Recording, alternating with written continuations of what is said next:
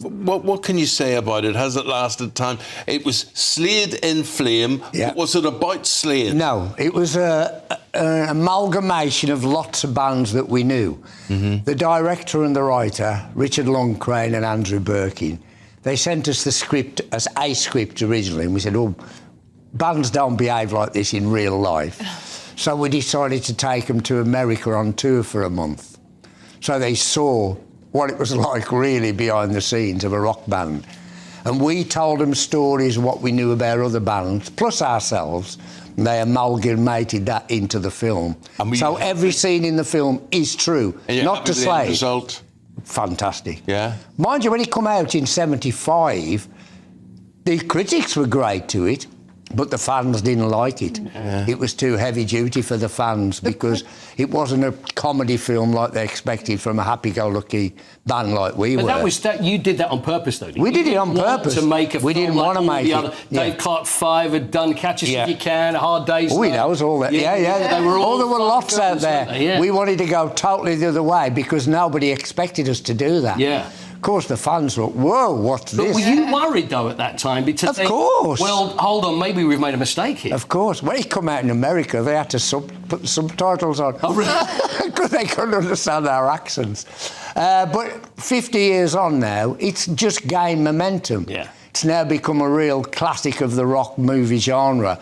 It's Mark Kermode who gave it the title Citizen Kane of rock movies, which is a great accolade for us. Plus, the movie is great.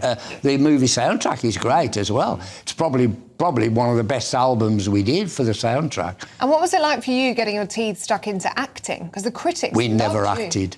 That wasn't acting? No, we'd never acted before. Wow. When they saw us out on the road, when they came with us out on the road, all our characters in the film are basically our personalities. Right. So they wrote the script so we could cope with that. So the pigeons, going to the pigeon loft? All that.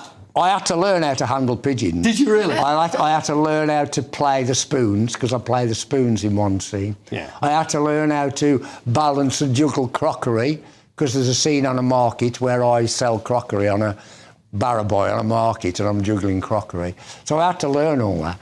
But learning lines was awkward. The thing we didn't realise as a band, we thought, oh, this will be a piece of cake. Mm.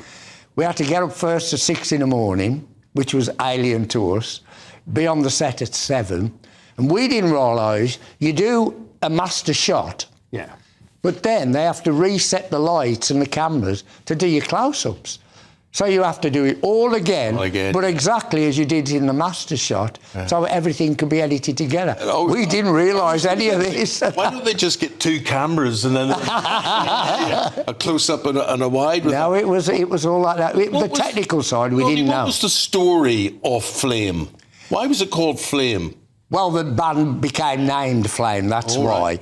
But it was how a band grows up in a nitty-gritty council estate, becomes famous, and how fame affects that band, how the egos rise to the surface, how money rises to the surface, having a lot of money. Yeah. But you are controlled by the corporates, the management. Tom Conti, it was his first major movie, you saw in the clip there.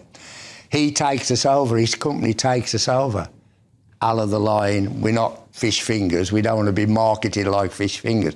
And he says, well, I know nothing about music, but I know how to sell stuff. Yeah.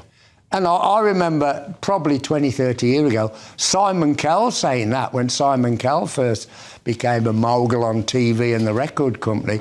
He said the same thing. I'm not a big expert on music, but I know how to sell it. Did you feel like that, though? Did the band feel like that? When you, as big as you were, and we mentioned this, you sold more records than any other band in the 70s. Huge. But did you feel as if, hold on, we now feel as if we were lucky. We had a manager who'd already been through the mill. Chas Chandler. Chas Chandler. He'd been in a band, The Animals, famous band all over the world.